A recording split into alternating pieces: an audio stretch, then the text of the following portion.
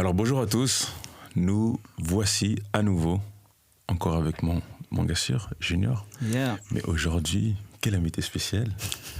Une femme, pour une fois. C'est important, et c'est important pour nous. Ah, c'est la première, hein. Ouais, clairement, la première. Et certainement pas la dernière. C'est important pour nous d'avoir, parce qu'on en a énormément. Donc, félicitations à toi pour être la première déjà. Merci beaucoup. Alors, on est avec Danielle Roux aujourd'hui, joueuse actuellement au Lille, au LOSC. Je suis belge au passage, hein, donc c'est plus compliqué pour moi. Donc au LOSC, tu as évolué et tu as été formé à l'Olympique Lyonnais. C'est ça. Et a également aussi joué dans les équipes de jeunes des Bleus. Des Bleus, c'est comme ça qu'on dit, hein? Des Bluettes. Des Bleus, Ouais, c'est ça? des Bleuettes. Ouais, Des Bleuettes, pardon, Oui. ok, des Bleuettes. Alors, comment tu vas aujourd'hui? Bah écoute, moi ça va. Ça va Présente-toi plutôt un peu, bien. peut-être. Ah, tu veux que je me présente? Ouais, un petit peu. Bah moi c'est Dani, Mhm. c'est mon surnom, tout le monde Mhm. m'appelle Dani. J'ai 24 ans, je suis au LOSC, c'est ma deuxième saison. Et actuellement blessée Mhm. pour une durée indéterminée. Mhm. Et voilà. Ok. Humble, hein, comme personne, un peu. Très humble, mais on va les décoincer un peu de ça. Il faut que ce soit un peu plus excitant, un peu plus chill. Alors, première question pour toi. Une vraie question. Peux-tu nous raconter comment tu es tombé dans le monde du football? Ça, c'est la première. Et quel a été ton parcours pour arriver jusque là où tu es et faire toutes ces équipes? Ok. Alors moi j'ai commencé le foot assez tôt, Mhm. tout à fait par hasard. Au début je m'amusais à ramasser le ballon pour mon frère. Mhm. Et à force, lui et ses copains, ils ont commencé à me chauffer, essayer le foot. Mhm.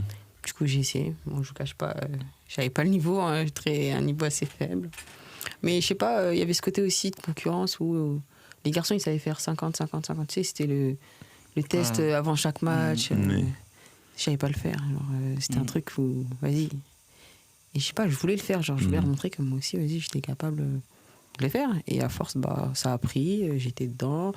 Alors j'ai commencé à rentrer dans des bonnes équipes chez les garçons. Après, j'ai commencé à intégrer des détections chez les filles, rassemblements interdistricts, districts, etc. pour faire les coupes nationales et tout. Et du coup, voilà. Alors du coup, après, chez les garçons, je suis arrivée à Lyon à l'âge de 15 ans. Mais du coup, tu viens pas de Lyon, hein. Ah non, pas du tout. Moi, je suis de la région parisienne. Ok. Pour ceux qui connaissent un peu, du 7-7. Ok. Ouais, un peu loin. Mais bon. Tu vois, c'est ça ton problème. Tu vois, c'est ça ton problème. Mais moi, je suis fière quand même du 7-7. J'ai commencé là-bas, donc 7-7. Pour la petite info, si vous voulez, ouais, souvent je chamaille, c'est parce que celui-là, c'est très spécial. Il chamaille toutes les 2 secondes. Ok, je t'en prie. Ouais, après, ouais, je suis arrivée à Lyon à l'âge de 15 ans à peu près. Bah, à l'entrée pour aller au lycée. Du coup, j'ai commencé en U19. C'était assez particulier à cette époque, puisqu'on avait encore la possibilité de jouer en U15, mais contre des garçons. Mhm.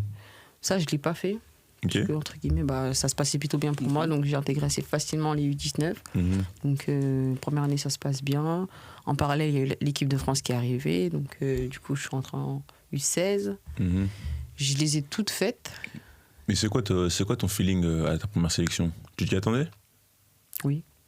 Ok. Je suis désolée, mais oui. Dans le sens où, entre guillemets, C'est bien ça. tu joues à Lyon. Mhm. Logiquement, tu es dans la meilleure équipe de France, Mais, du monde. mhm. C'est une suite logique. Si déjà tu arrives à t'en sortir un petit peu à Lyon, pourquoi tu n'y arriverais pas avec les filles de ton âge? Sachant que nous, en U19, on avait 4 catégories. Mm. Du coup, ça veut dire qu'il y avait ma catégorie des 2000, 99, 98 et 97. Ok. Donc, entre guillemets, jouer avec ma catégorie, c'était pas simple, mais suite logique. Mhm. Tu vois, donc, non, c'était tranquille. Ouais. En plus, je jouais avec des copines, des filles avec qui j'ai toujours joué pratiquement. C'était... Mais c'était quoi? La plupart, c'était des joueurs de ton équipe, en vrai? Ouais, clairement. Ok. Et avec quelques joueuses du PSG. Ok. Mais ouais.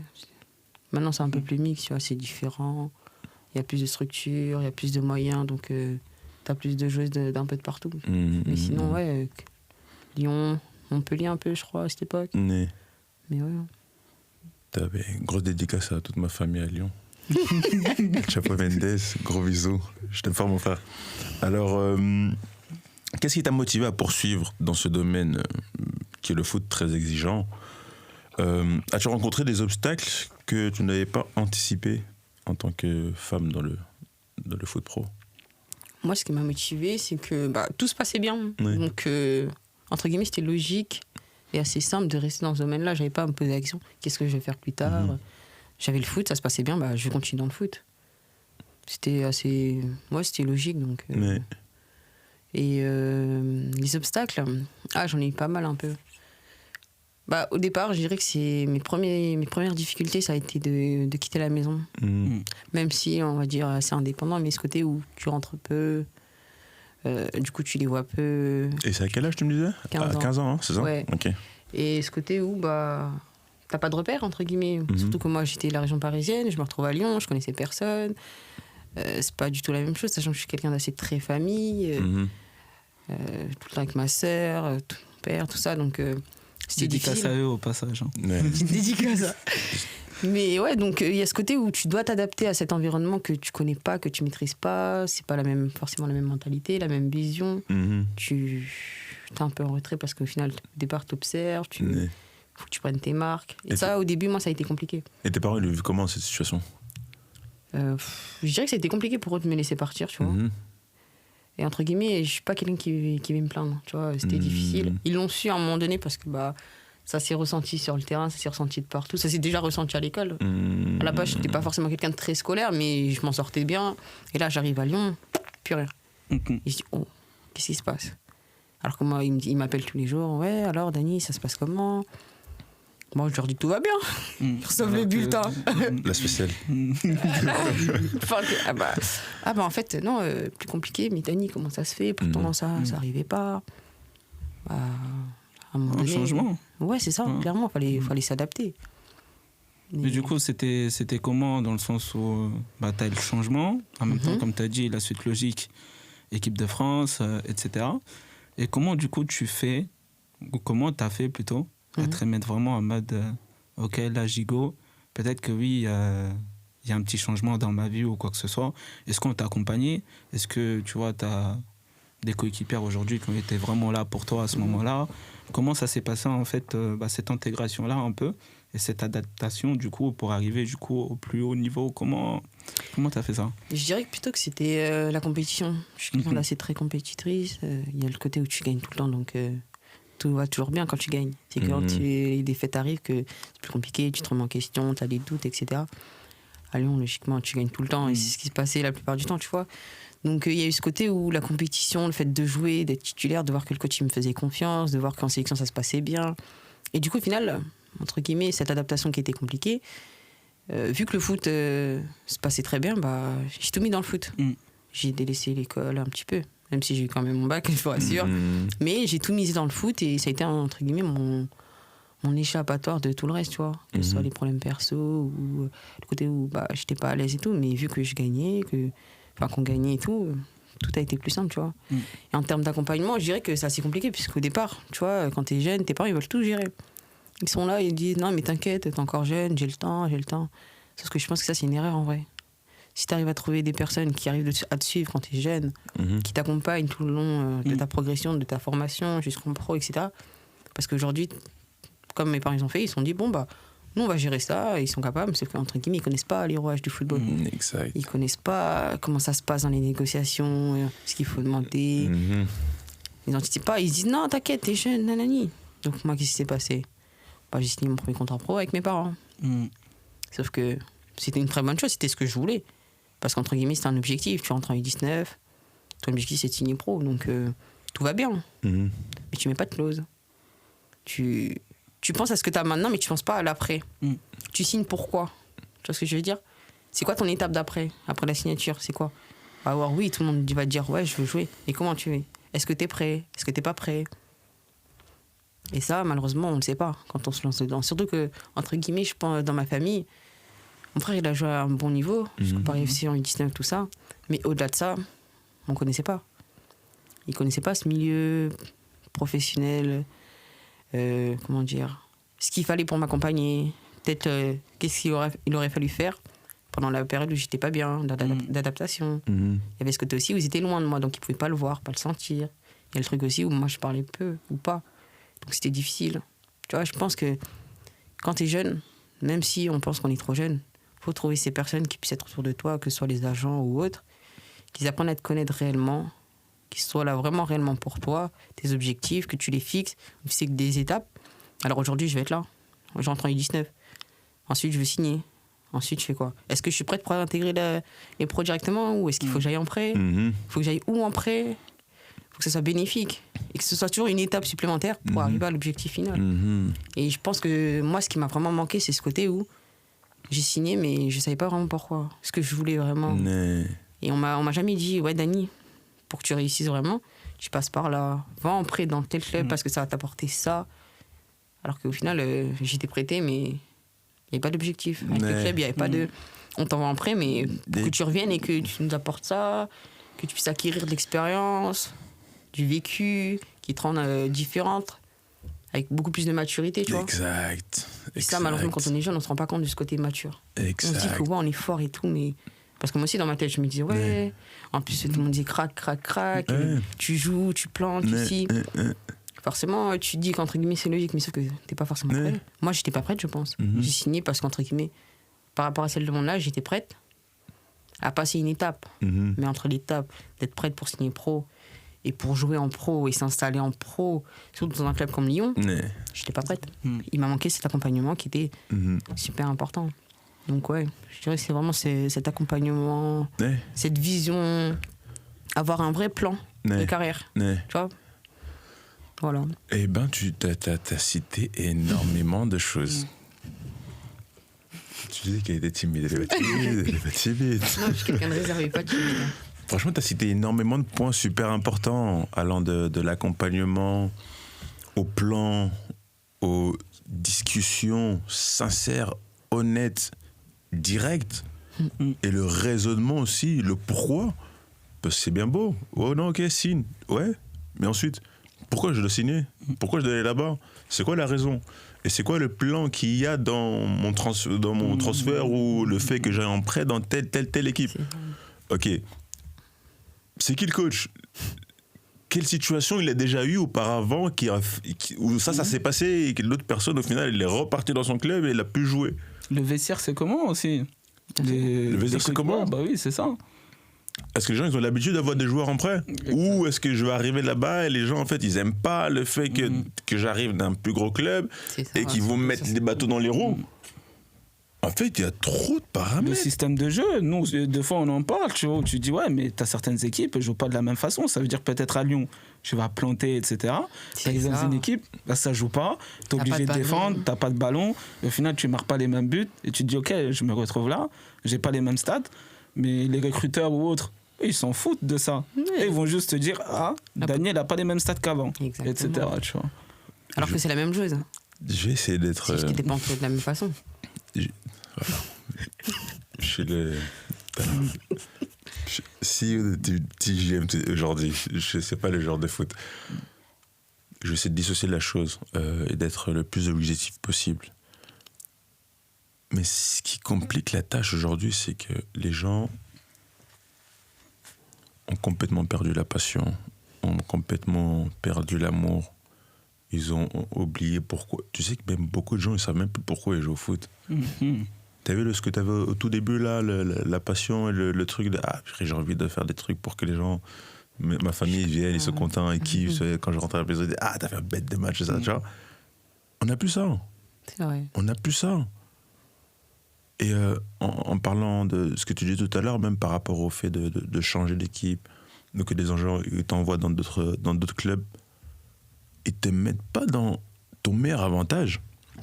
Mais non, attention, je suis pas là pour dire que ouais, non, il faut être privilégié, ou t'auras toujours où on aura toujours besoin d'être dans une position top pour pouvoir fonctionner proprement dans la vie, parce que voilà, des fois dans la vie c'est comme ça. Il y a des situations qui arrivent, il faut avoir le caractère, il faut avoir la mentalité. Ça, je suis tout à fait d'accord avec ça.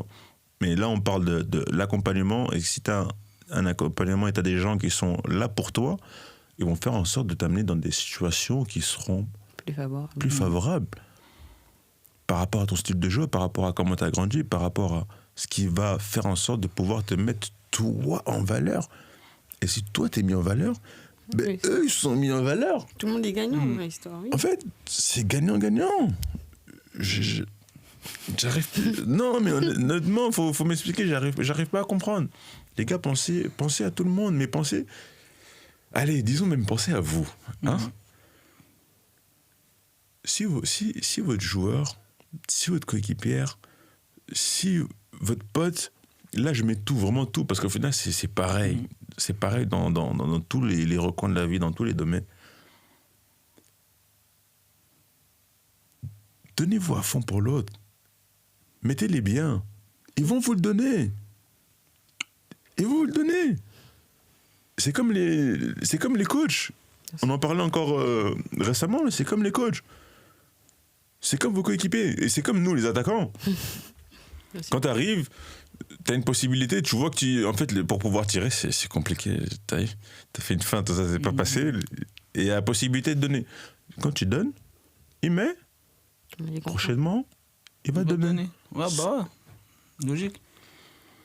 Et là, on est trop dans un truc où tout le monde pense qu'à lui. Et même si lui ne te donne pas, quelqu'un d'autre va te donner. Hein. Même si la personne ne te donne pas, quelqu'un d'autre va te donner. Parce que l'équipe voit que tu es là, pas pour toi seulement, tu es là pour faire gagner l'équipe. Et l'équipe va te redonner ça. Et imaginons maintenant le cas contraire. Tu pars une fois, bah, tu tires. Deux, bah, ça monte. Troisième fois, bah, ça part comme ça. À un moment donné, les gens vont dire ça, t'abuses. Bah ouais. En fait, toi, t'es là que pour toi-même, en vrai. C'est ça. Tu veux pas faire de passes. Même, tu vas aller sur le côté vite fait, un petit peu, réfléchir. Mais après, ça dépend encore, parce qu'il y a certains coachs comme ça, je sais pas. Continue. Mais tranquille, moi, je suis pas là pour ça, tranquille. Prochainement, quand tu vas avoir quelque chose à faire. Même si toi, t'es un joueur de foot, hein, dans ton... et t'aimes le football. T'as vu, quand t'aimes le football, c'est dur de jouer à contre-cœur. C'est sûr. C'est l'instinct, le foot. Ouais. C'est l'instinct, c'est le feeling. Ça veut dire, même moi, s'il y a quelqu'un qui me fait ça une fois, deux fois, trois fois, quatre fois, cinq fois, mais je vais avoir un mini doute en mode. Est-ce que je lui donne? Là, c'est le meilleur endroit pour lui. Là, il faut donner. Tu vois? Moi, je suis comme ça, moi. Je suis en mode. Là, le jeu, il demande de donner. Ça veut dire, là, faut donner. Mais à cause de cette action-là, et à cause du fait que le mec, il est trop égoïste, ben, ça crée des tensions comme ça. Et il faut revenir quand même au principal, c'est qu'on parlait de. Dans l'encadrement, c'est important de regarder, regarder le profil de son joueur. Qu'est-ce qui va être le plus favorable pour la personne? Quel club? Quel type de jeu? Quel type de coach? Et l'environnement de l'équipe. Après, tu vois, excuse-moi, je te coupe un peu, mais il y a ce truc qui est compliqué aussi avec les clubs, surtout les gros clubs. C'est que tu peux aller dans des clubs, mais tu peux pas aller dans la concurrence. Ce qui potentiellement peut être bien pour toi. Même si c'est pas les 2 3e, mais si ça peut un peu faire de long, je préfère t'envoyer dans les clubs de maintien, les clubs où c'est un peu plus compliqué, où logiquement tu devrais sortir ton épingle du jeu. Mais sauf que des fois, c'est pas forcément ce qu'il faut. Parce que tu as l'habitude, par exemple, tu sors de Lyon, tu as l'habitude d'avoir des joueuses de classe mondiale qui font des passes incroyables. Tu as ce côté où tu vois, je suis attaquante, où défensivement j'ai moins à faire parce que je sais que derrière c'est solide. Je sais que si je suis dans une équipe, il y a le ballon. Donc forcément, pour exploiter mes qualités, c'est super simple. Mais tu m'envoies. Comme ça a pu se passer. Tu m'envoies dans des clubs où c'est un peu plus compliqué. Bah forcément, je serais pas la joueuse que tu as vue, ni en sélection, ni à Lyon. Et ça, les gens, ils l'oublient vite même. Parce que c'est souvent plus facile de dire ouais, c'est la joueuse. La joueuse, elle fait plus le taf, elle travaille plus. Alors qu'en soi, la joueuse n'a pas forcément changé, tu vois. Autant il y a des cas où c'est le cas, tu vois, je suis entièrement d'accord. Mais autant la plupart du temps, ils oublient que de passer de Lyon à un autre club. Ça aussi, c'est une autre transition. Tu vois, comme quand j'étais jeune, je suis partie de chez mes parents, je suis allée à Lyon. Mais la transition, elle est là, entre les conditions de vie, l'accompagnement, que ce soit sur le terrain, hors du terrain. Le professionnalisme. C'est exactement ça. Et tu vois, encore plus dans le football féminin, où ça met du temps, où ils ont du mal à essayer d'aider le football féminin à prendre son essor et tout. Que ça arrive doucement, très doucement, mais c'est vrai, c'est clair. Et je pense que tu dois le voir même au niveau des vêtements. Bien sûr. Bien sûr. C'est un truc basique. On va se dire c'est du superficiel, mais non. Ça annonce la couleur. Mais tu sais que là... Et mentalement, ça donne un coup. Hein. Aussi. Même, t'as pas le même nombre d'équipements. Tu passes là, t'as une valise entière où t'as des trucs, tu sais même plus quoi en faire. T'as 2 équipements pour la semaine. Et tu dois les laver. Tu dois les laver alors qu'avant de faisais ta machine. C'est tombé. T'avais des GPS. T'avais pas de Là, tu vas, t'as pas de GPS ou c'est plus compliqué. Tu vois, le staff, il est tout petit. T'as que 5 membres du staff alors que t'avais toute une tribu. Forcément, tu vois, les ambitions sont pas les mêmes. Mais... Tu vois, t'es à Lyon, les objectifs, c'est de tout gagner. Clairement. Le thème, t'arrives, maintien, truc. Voilà. Tu sais que ça va être compliqué. En Coupe de France, t'as pas forcément d'objectifs non plus. Mais d'ailleurs, par rapport à tout ça, par exemple, on parle du fait que tu étais à Lyon, ensuite tu es passé par d'autres clubs, etc. Ouais. Ou peut-être c'est un peu plus compliqué aussi.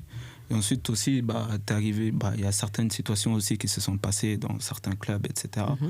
Où aujourd'hui, on a une certaine image aussi de toi par rapport à ces différents passages-là. Est-ce qu'on peut, du coup, on est dans le timing pour en parler et tout un peu? Oui, oui, bien sûr, bien sûr. Ça allait arriver, mais non, c'est vrai que durant ton passage à Lyon, il y a eu... C'était le C'était un prêt, ouais. Un prêt, hein. J'étais prêté à Soyaux ma dernière année. Ok, juste. Il y a eu ce mini-accident qui a impacté ton image.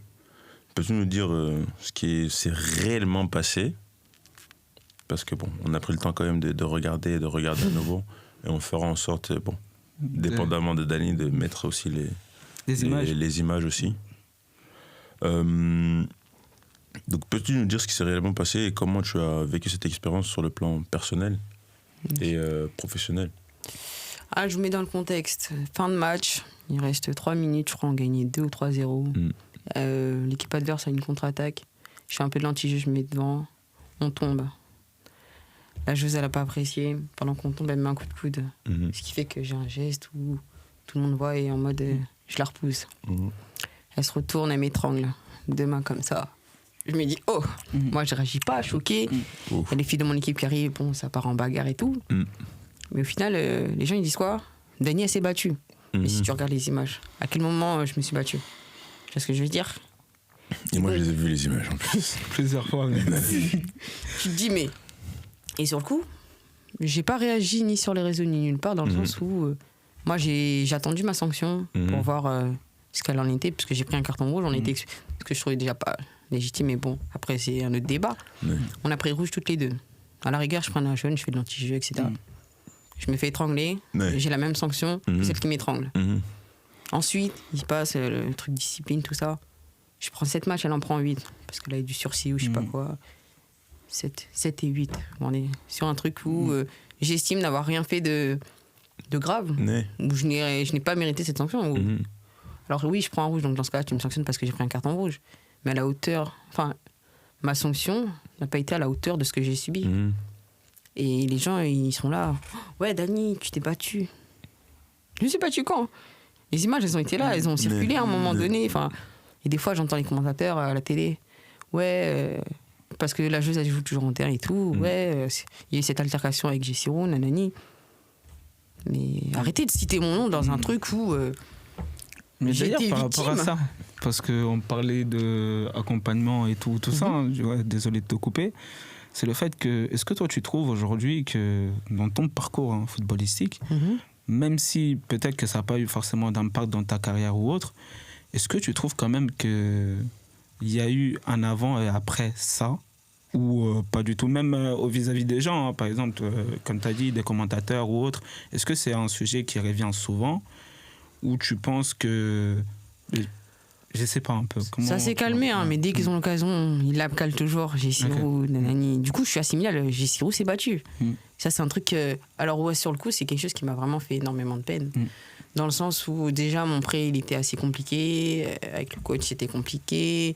L'environnement me plaisait pas. J'y étais, entre guillemets, à contre-cœur parce qu'on m'y avait envoyé. Donc, ça, c'était dur. Ma saison était compliquée. Je jouais pas. J'avais peu de temps de jeu. Entre guillemets, je commençais déjà autre chose parce que j'arrivais en fin de contrat avec Lyon. Sauf que moi, à la fin de ça, je me dis, hey, Dany, arrête le foot, ça y est, flemme. Déjà, on ne voit pas ta juste valeur. T'es plus dans le mood. T'as tout ça, t'as tous ces problèmes où t'es en train de te dire qu'est-ce que je fais. Aussi, tu me dis ça a un impact forcément aux yeux d'un club. Moi, je suis en fin de contrat, je dois trouver un autre club. Il voit une image et sur les réseaux, ouais, elle s'est battue. forcément, ça donne pas envie de prendre une joueuse qui s'est battue. Même si elle a des qualités, même si elle a du potentiel, même si elle a déjà prouvé que, quoi, ok, on va pas te prendre. On va te regarder en mode, t'es une fille à problème, t'es si. Alors que si tu regardes tout le reste, jamais un carton rouge, jamais rien, en sélection, rien du tout. Tu peux me demander, tu vas à Lyon ou quoi, aucun problème disciplinaire, tu vois ce que je veux dire? Mais sauf qu'on en a fait un truc, c'est facile. Alors que tu vois, je fais le lien, il y a eu d'autres joueuses qui se sont battues, mais bon, après c'était dans 2 autres clubs, 3 matchs, j'en ai pris 8. Tu vois, il y a ce côté où je me sentais, c'était injuste. La justice. Je venais de passer une saison compliquée. Je finis ma saison avec cette histoire. Donc après, je suis partie à Orléans en D2. C'était vraiment le truc où je me suis dit, Dany, soit ça, tu reprends du plaisir et tu te dis, vas-y, c'est vraiment ce que je veux, soit t'arrêtes. Au final, je continue parce que j'ai repris le coup et que il me fallait peut-être ce côté où descends un peu, va voir ailleurs, ressource-toi, concentre-toi, revois tes objectifs. Et voilà. Hein. Non, et mais c'était dur, même pour ma famille. Ils se disent c'est vrai. Ouais, Dany, ils te connaissent depuis petit, t'es là, tu vois ton enfant, tout le monde dit ça, ça, ça. C'est dur à vivre. Même tu vois tes parents, ils te disent pas, mais tu vois qu'eux aussi sont peinés, ils se mettent en mode. Mais ils sont là, ils essayent de faire ce qu'ils sont forts et tout, parce que, entre guillemets, ils voient que toi, t'es déjà dans une galère, donc c'est compliqué. Surtout que quand nos parents nous voient souffrir et qu'ils voient l'injustice, ils le vivent. C'est plus dur pour eux. Nous, on pense qu'il n'y a que nous qui souffrons des trucs. Ils souffrent, mais x10. x10. Tout ce qui sort dans les médias, tout ce qui. C'est ce que j'essaie de dire à maman tout le temps. S'il te plaît, mets pas tes cheveux là-bas. Mais toi aussi, tu m'avais dit ça à un moment, je crois. Ouais, mon père, il était trop derrière. Non. Il est devenu high-tech quand je suis partie à Lyon, alors que de base, même m'envoyer un message, c'était dur. Et il voit ça, Dany. Ça, des fois, même les parents, ils oublient que tu vis un autre truc. Que ce qu'ils voient, ils ont pas. C'est pas tout. Les aléas. Comme un iceberg, comme on dit toujours, tu vois toujours tout ce qui est beau, tout ce qui est rose et tout, mais tu vois pas tout ce qui est en dessous. Par où tu passes, tes dépressions. Parce que, réellement, je pense que cette année-là, je fais une dépression. Mes proches, ils l'ont vu. En plus, je suis loin d'eux. En plus, cette année-là, même mon père, il a eu des problèmes de santé et tout. Donc, tu vois, t'avais ça. En plus, tu vas plus en sélection. Donc, du coup, tu te dis, je suis devenue nulle ou quoi Alors qu'au final, tu vois certaines choses où t'entendais pas parler, elles sont là. Alors que, entre guillemets, tu te mets sur un terrain, etc., tu sais très bien ce que tu vaux. Alors que là, tu perds tout. Ouais, cette année-là, je pense que j'ai perdu beaucoup. J'ai perdu la sélection, j'ai perdu la confiance, l'envie de jouer au foot. Au final, j'ai perdu Lyon, même si c'est pas forcément quelque chose que je voulais garder ou pas, tu vois. Mais tout ce milieu professionnel, tout ce truc dans lequel je me suis battue quand j'étais jeune, j'ai tout perdu. T'as tout perdu. Et en plus, on a entaché mon image. L'image, en plus, c'est ce qu'il y a de plus dur. Quand tu le perds, c'est ça. Pour le reconstruire, c'est pas facile. Mais même là, aujourd'hui, c'est dur, je pense. Je pense qu'il y en a, ils ont toujours pas oublié. Tu connais, en plus, t'en as qui sont là, ils vont dire « Ouais, c'est vrai, c'est la joueuse là. Mais toi, tu parles, mais est-ce que tu me connais? Est-ce que t'as vécu... Tu vois, il y a des coachs aussi, on va pas citer de nom, mais ils sont là, ils aiment trop dire « Ouais, mais je la connais bien, elle a fait ça. Mais est-ce que tu l'as eu? Il y en a aussi qui veulent pas te prendre parce qu'ils savent pas, parce qu'ils disent « Ouais, Dany, elle a un fort caractère. » Fort caractère, ça veut pas dire que c'est une mauvaise personne. Ça veut juste dire qu'elle s'affirme quand il faut, quand elle estime que. Mais si tu viens, tu demandes à n'importe qui, tu peux discuter. Tu viens en dehors, nanani. Je pense même mon club actuel, ils peuvent en témoigner. Je suis une fille tranquille. Tu discutes, on discute. Si je peux aider, je le fais. Mais il faut qu'ils aussi ils se disent, alors ok, il y a ça, mais est-ce que je vais pas voir de moi-même? Parce que c'est beau de voir ce qu'il y a sur les réseaux, de voir ce qu'on dit sur les gens. Mais apprendre à connaître les gens, c'est autre chose. Et comment t'as fait pour garder la tête haute et rester fidèle à tes valeurs malgré les critiques et malgré tout ce qui s'est passé? Ma famille, hein. On va pas se mentir, ma famille, vraiment. Parce que c'est eux qui étaient vraiment là, c'est eux qui m'encourageaient, tout ça. Quelques amis, tu vois, en dehors, parce que moi j'ai beaucoup d'amis, mais pas dans le foot, parce que c'est encore un truc particulier le foot. Et je pense que les réels amis, on en a pas beaucoup, ou très peu dans le foot, tu vois. Ouais, grâce à eux, je pense que, qui étaient là, mais Dany, on sait, tu vas revenir plus forte et tout. Tu vois, ça fait du bien, sur le coup, tu te rends pas compte, t'entends et tout. T'es là, t'es dans ta dep et tout. Mais en vrai, tu vois, et c'est là que tu construis aussi des vraies amitiés, tu dis, je peux compter sur telle personne. Parce qu'ils étaient vraiment là quand j'étais au sol. Dans le moment difficile. Ouais. Et puis de toute façon, moi, je pense qu'à cette période-là, j'étais très très mal entourée. En termes d'agents ou quoi, c'était compliqué parce que tu connais, ils viennent, ils t'abordent, ils la tchatchent, ouais, je vais faire ça pour toi, nanani. T'arrives, y a rien. Rêves, mais T'as un appel tous les 6 mois. Même à tes matchs. ils viennent pas. Après, quand il s'agit de. Ouais, la commission, elle va bientôt passer, tout ça. Décale, hein. Alors que. Oui. Ils arrivent en balle comme pas possible. Laisse tomber. Non. Laisse tomber. Les trucs, c'est. Ouais, j'étais très mal entourée. Je pense m'entourer, la situation, je la vis différemment. Il y a des choix que je prends pas. Après, je regrette rien du tout dans mon parcours, vraiment, parce que je pense que. Après, ça t'a amené là aussi. Exactement, j'aurais pas cette maturité. Mais voilà, tu peux toujours faire mieux dans tout. Ça nous a permis de rencontrer également. Ouais, voilà. Des personnes vraiment. Il fallait la glisser quand même. Non, mais pour de vrai, même si on le dit en rigolant, c'est vrai. Aujourd'hui, je pense qu'il y a pas mal de choses que je change dans ma vie. Du moins que j'essaye aussi d'autres projets, d'autres ambitions. Et tu prends conscience aussi, surtout. C'est ça le plus important. C'est que parfois, on fait des choses, on vit mais on n'a pas conscience que c'est mauvais ou pas bon ou quoi que ce soit, tu vois. Et le fait de vivre tout ça, ça te permet de prendre vraiment conscience de ça. Et de te dire, ah ouais, ok, c'est comme ça. Ah ouais, ok, je peux vraiment faire ça. C'est ça. Et je trouve que c'est quelque chose qui se passe pour beaucoup de gens. Aujourd'hui, tu vois, c'est toi, t'en parles aujourd'hui. Mais je pense qu'il y en a beaucoup qui en parlent juste pas, mais qui vivent les mêmes situations.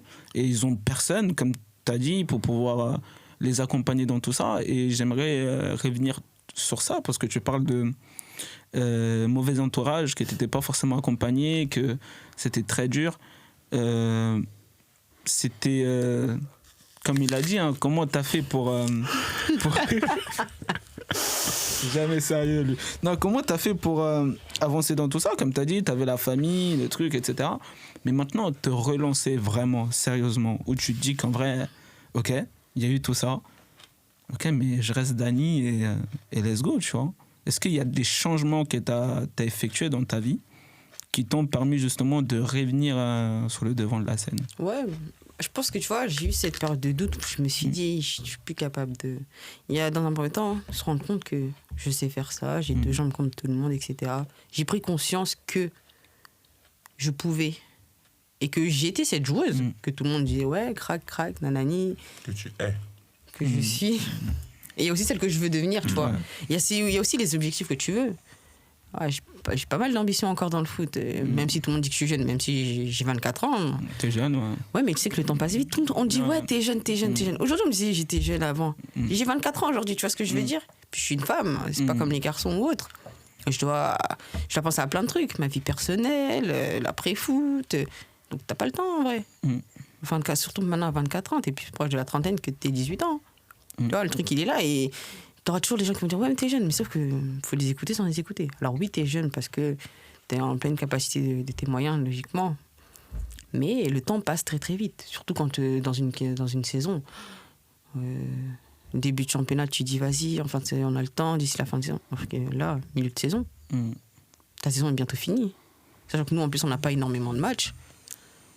Tu finis ton championnat c'est mai, on est en novembre. Ça va trop vite. Ça tombe bien de parler de cette saison. Tu fais les transitions comme ça. Tu vas un peu trop vite quand même. Je te pique ton boulot quand même. Un peu, ouais, quand même. Mais moi, j'aimerais vraiment que ce soit... que tu en profites de ce moment, que ce soit clair. Soit clair pour tout le monde.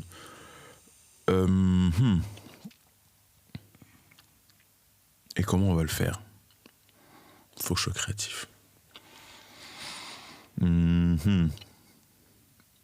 Quel serait le message que tu voudrais envoyer à toutes les personnes qui ont mal interprété cette situation?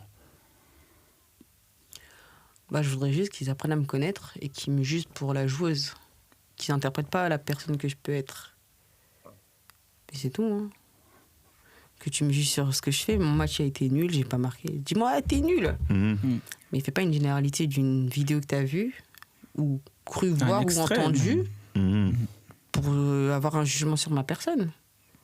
Alors oui, je peux paraître froide au départ, mais c'est entre guillemets, on va dire, une carapace.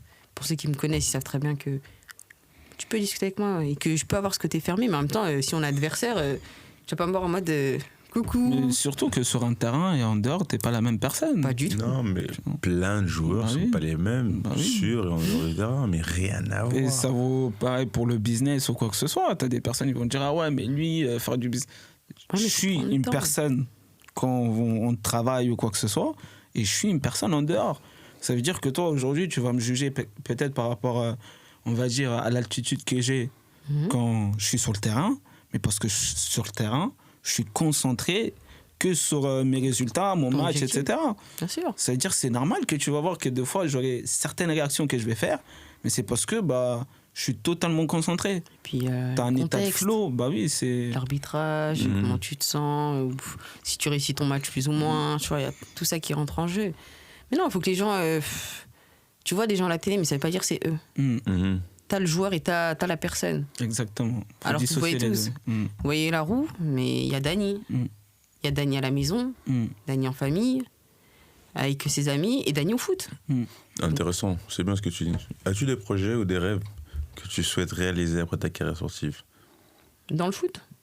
Non, dehors. Après ta carrière? Après ma carrière. Ou même actuellement? D'après ce que j'ai entendu, vous avez le Ah. même discours en mode après, me parlez plus de foot. Oui, on est réel. Period. Réel. Parce que les gens, ils se rendent pas compte de ce qu'on vit, de ce qu'on subit, de ce qu'il faut faire, par où il faut passer, de la patience, des sacrifices. Ils se rendent pas compte de tout ça. Et donc ça veut dire que tu connais ce milieu-là, et en conséquence, tu veux retourner dans ce milieu-là, alors que ça se trouve que tu dois fonder une famille, tu dois profiter de ta famille exactement. Donc tu profites pas pendant que tu es jeune, tu profites pas après. On laisse tomber, on n'en parle pas. Je suis désolée, hein, mais il y en a qui vont aimer, hein, c'est propre à chacun. Mais moi, Ouais. Moi, pour moi, ceux tomber. qui sont dans le milieu du foot, après leur carrière, c'est qu'il y a deux choses. C'est soit ils aiment vraiment le foot comme pas possible et qu'ils peuvent plus rien faire sans le football. oui. Il faut respecter. Chapeau à vous. Et deux, et en vrai, j'inverserais, tu vois, non, parce que ça, c'est vraiment rare. Ouais. Parce que le premier choix, c'est qu'en fait, les gens, ils n'ont pas préparé leur avenir. D'accord. C'est tout. Parce que je suis désolé, hein. Vous n'allez pas me dire que je suis seul. Tu ne veux pas passer autant d'années à avoir sacrifié tout ça pour revenir encore. Tu continues pareil 15, 10 ans, 20 ans? Même ta famille, il faut y penser. Non. Non. Voilà, c'est pour ça que j'ai dit il y a deux choix. Un, c'est parce qu'en réalité, ils n'ont pas préparé leur avenir ou qu'il y a eu des soucis et en fait, il n'y a pas. Ou qui ne savent que faire que ça. Non, ça c'est dans le 2. Ça c'est dans le 2. Dans le 1 là, c'est qu'il n'y a pas d'argent. Ils n'ont pas investi, il n'y a pas de tal. C'est-à-dire, il faut faire en sorte que le seul endroit où je sais faire des tas, en fait, c'est là. Mais je trouve qu'il y a C'est un vrai. troisième truc, moi. C'est le fait qu'ils n'arrivent pas à dissocier la personne qu'ils sont du monde du foot. C'est Ouais. pas parce que c'est. Tu vois, dans le sens où on les a toujours vus comme footballeurs, C'est ça. on les a toujours vus comme des personnes associées au foot. C'est-à-dire que même eux, mentalement, ils peuvent pas se dire, je suis une autre personne qui est la personne du foot. Quoi. Tu vois, et tu vas remarquer des gens qui vivent leur vie en mode, ok, ne plus avoir la fame, ne plus avoir les gens qui t'approchent, ne plus avoir Ce confort de vie ce aussi. confort de vie, mais tu te dis, mais pendant toutes ces années-là, j'étais cette personne-là. Et aujourd'hui, tout est fini. Tu vois. Et t'as des personnes du coup qui se disent, ok, autant me raccrocher au foot. Et ça me permet en fait, ça permet tout le temps que de c'est me là que je suis voir, délicat. les gens ils me voient tout le temps, tu vois, pour ceux qui deviennent coach, pour ceux qui deviennent directeur sportif ou quoi que ce soit, ça va continuer de parler d'eux Bien sûr. dans les journaux ou quoi que ce soit, tu vois, au final ils sont toujours attachés à l'image du sportif en soi. Mais quand tu pars de tout ça, tu sais très bien que la vie elle sera plus pareille. Tu vois, tu peux prendre le métro tranquillement, personne va te faire chier ou autre, tu vois. Mais parce que t'as plus cette image-là. Ah, magnifique. Moi, je rêve de ça.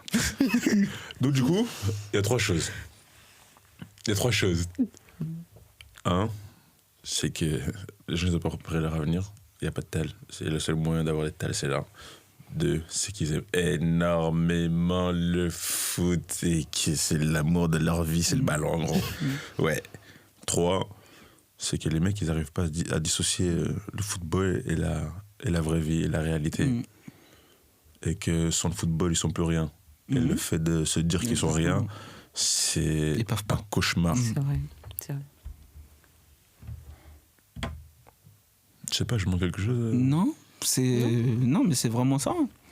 C'est vraiment ça. Mais du coup, bonne transition. Ça me fait penser à une question. T'es blessé actuellement. Et du coup, même en parlant avec toi assez souvent, tu vois, ta vie, ça a été quel foot aussi. Ouais, c'est vrai que c'est dur. Et comment, du coup, tu vis, c'est ta première vraie blessure où tu te dis en mode, tu t'éloignes un peu beaucoup des terrains, par exemple. Comment tu vis, genre sans savoir quand tu vas revenir, par exemple, ou autre. Comment tu vis ça? Franchement, c'est dur. C'est frustrant aussi. Surtout quand tu vas au foot.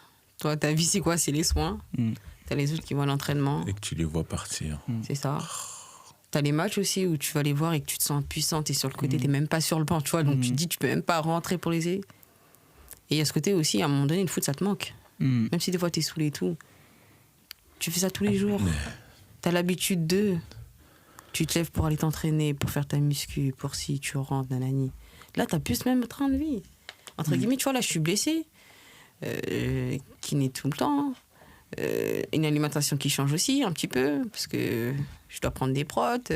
J'ai pas mal de trucs à prendre pour essayer d'optimiser au plus mon temps, que je revienne le plus vite possible, parce que là, j'ai perdu énormément de muscles, donc tu vois, c'est compliqué. En plus, tu vois que tu perds énormément de muscles, tu te dis, oh là là, tu regardes ta cuisse à côté, tu regardes l'autre jambe, tu te dis, je suis loin.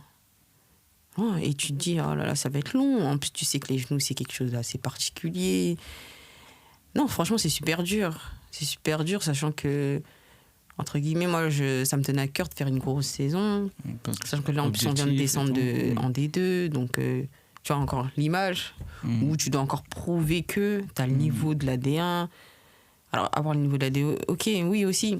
Mais quand tu as d'autres objectifs aussi dans ta vie, voilà. Et puis, ça tombe jamais au bon moment. Tu te dis, putain, pourquoi moi, pourquoi maintenant? Alors, ça a le sentiment de bien faire les choses. Tu sais qu'avant de me blesser et tout, avant le match et tout, je m'échauffe, mais différemment de d'habitude. Je suis un peu en mode ça va, je me sens bien ou pas, tu vois. Et là, même si je me sentais bien et tout, je fais d'autres trucs que je faisais pas. Et là, je vois que je me blesse. Putain, je me dis, mais le jour où je décide, où je me dis qu'en mode, sachant qu'en plus c'était derby. Tu te dis que ça, c'est le match où il faut pas que tu rates, que c'est... En plus, on en parlait, c'est le jour où je suis venu, carrément. Vas-y, tu es un chat noir, lui. Tu vois, chat noir. Chat noir. Chez moi, je viendrai. Toi, tu peux plus revenir. Toi. C'est fini. Interdit, j'ai dit, toi, plus jamais là-bas. Oh. Tu vois, sachant que tu te prépares toujours bien, mais il y a des matchs où c'est pas la même chose. Exact. Forcément, ça te prend plus à cœur. Tu penses à ton match, tu penses au scénario, etc. En plus, je sors à la 26e, j'ai même pas joué 30 minutes. Tu vois, c'est frustrant. Ouais. En plus, on a perdu le match et tout, donc t'es blessé, tu perds le match. Ouais, je me rappelle, Junior, il était vraiment au bout de sa vie. Il était vraiment... En plus, j'avais toute ma famille, tout le monde était là et tout. J'avais à cœur vraiment de ce match. Il pleuvait. Ça, c'est comme d'habitude. Hein. On est dans non, le Nord, mais... Si, dans le Nord, c'est comme ça. C'était une période où même à Paris, il pleuvait, hein, pour te dire. Mais c'est dans le sens où... Moi, après, je l'ai vécu comme dans le sens où... Comme par hasard, en vrai. Oui. Tout... Genre, tu vois, je pense que c'était le premier match où ta famille vient cette saison. Ouais. Premier match où ta famille vient. Premier match où moi, je viens aussi. Le chat noir. Et c'est là où tu te blesses, genre. Tu vois. Mais bon, après... ça arrive à tout le monde, métier. C'est quelque chose... Ça fait partie du truc. Des fois, on comprend pas ce qui arrive. Et tu te retrouves, allez, 6 mois plus tard, tu te dis, en fait, ok, c'était pour ça que ça devait se passer. Mais bon, sur le moment, tout le monde va, comme la Charlotte te parlait, tu vas te dire, qu'est-ce qu'on raconte? C'est juste après, tu te dis, ok, j'ai compris. Il y avait quelqu'un derrière qui avait planifié tout ça. Et il fallait que ça se passe, tu t'en ressors plus fort, plus mature. Et après, tu casses tout. Et des fois, dans la vie, c'est comme ça. Hein. T'as 6-7 ans, il n'y a rien qui va. Ouais. Tu fais tout comme il faut. Hein. Tu te donnes à fond, tu y vas tous les matins. Tu mets la même concentration, etc. Et rien. Et il suffit de la 8e année. Ça pète. Bam, ça pète. Et après, ça roule tout seul. Et quand ça pète, là, ça y est. Hein. Et les gens, ils disent quoi? Ah, mais comment ça se fait que cette personne de nulle part C'est vrai. Mais les gens, ils voient pas tout les années, tout le truc qu'ils ont traversé, tous les pleurs, toutes les souffrances, toutes les blessures. Mais malgré ça, ils ont continué à garder la même Leur conduite. cap, ouais. Bah, t'as des exemples aujourd'hui, hein. Jimmy Vardy, N'Golo Kanté, tu vois, c'est des joueurs où pendant je sais pas combien Bien d'années, sûr. personne ne voyait. Jimmy Vardy, je crois, sa première sélection en Angleterre, je crois, 30 ans, 29 ans, un truc comme ça, tu vois. Ça veut dire, tous les années Patience, avant. surtout. C'était où? C'est C'est 4ème plus dur. division, 3ème division, 2ème, il arrive en première ligue. Tu vois, c'est dans le sens où le mec, mentalement, ok, on recommence. En plus, tu vois, imagine, chaque saison, t'es pas. Genre, toi, tu sais que tu fais tout, Mhm. mais à chaque fois, tu dois recommencer parce que tu sais que tu peux aller encore plus haut. Mhm. Mais à chaque fois, en fait, tu vois, ok, vas-y, on recommence encore une année, 2e année, 3e année. Et comme il dit, hein, c'est que tu vois pas le bout du tunnel en vrai. C'est ça. Et là, un jour, bim. Tu vois. Après, souvent, je parle aussi du fait où il y a l'entourage aussi qui fait en sorte que tout va bien. Quand l'entourage est bon, ça permet aussi à un joueur d'exploser tout simplement. Alors que quand l'entourage il est mauvais, des fois, c'est beaucoup plus dur, tu vois. Mais pour finir, du coup, l'épisode, vu que. Oui, pour finir l'épisode, je compte quand même te poser une dernière question. J'aime bien le faire. Et c'est quel est le plus grand conseil que tu donnerais aux jeunes joueuses de foot? Parce qu'on parle souvent des masculins et comme tu es la première. Qui rêvent de devenir comme toi. Hein. Exactement, il y en a énormément. Énormément. Je sais aussi qu'il y a une de mes sœurs qui voulait devenir aussi joueuse. Malheureusement, ça va fonctionner. Mais quel est les conseils que tu pourrais leur donner? Je dirais de s'entourer le plus tôt possible des bonnes personnes, de se rendre compte qui sont les bonnes personnes et de savoir réellement ce qu'elles veulent. Tu vois. Tu veux être joueuse de foot, mais à quel niveau? Parce que tout le monde peut être joueuse de foot dans ce cas-là. Tu peux aller à côté de chez mon père, tu seras joueuse de foot. Mais où tu veux, tu t'entoures des bonnes personnes, tu restes fidèle à toi-même et tes valeurs. Parce que des fois, c'est compliqué. Parce que tu vois, des fois, dans le football, il y a des choses qu'on voit pas tout le temps ou qu'on n'entend pas tout le temps. Mais c'est toi et ta personne. Tu veux quoi? Tu veux aller où? Comment? Être rigoureux? Écouter? Des fois, on se rend pas compte. Hein. On est vexé d'une remarque, alors que c'est le meilleur conseil qu'on puisse te donner. Sur le coup, tu te dis, ouais, mais il me termine comme ça et tout. Ouais, tu te plains et tout, mais alors que c'est le conseil de ta vie. Et si tu l'appliques, entre guillemets, il y a des bonnes choses qui peuvent t'arriver. Et ça se trouve, si tu n'avais pas écouté, bah, t'aurais eu pire, tu vois. Mais vraiment, ouais, de bien s'entourer, d'être rigoureux et d'être fidèle à soi-même. Peu importe ce qu'on peut dire, raconter de toi. De toute façon, tant que toi t'en es d'accord avec toi-même, qu'est-ce qu'ils vont dire les autres? Mais à part écrire sur leur téléphone. Rien. Tu vois? Bah, merci. Message du jour, restez fidèles à vous-même. On était avec Dany Roux, merci beaucoup. Merci énormément. La première, Merci à vous. c'était une belle expérience. Merci encore mon frère Junior, De rien. un plaisir. Et n'hésitez pas à nous suivre, n'hésitez pas à liker, n'hésitez pas à partager. N'hésitez pas également, vous, jeunes, féminines, joueuses, vous avez besoin d'un encadrement, vous avez besoin d'être avec des gens sérieux, des gens qui prennent du temps pour vous, qui planifient votre avenir, qui planifient tous les mini-choses qui sont nécessaires pour vous. Et tout est fait à la lettre, spécialement pour vous. N'hésitez pas, envoyez-nous un message. Merci pour tout. Ciao. Ciao, ciao.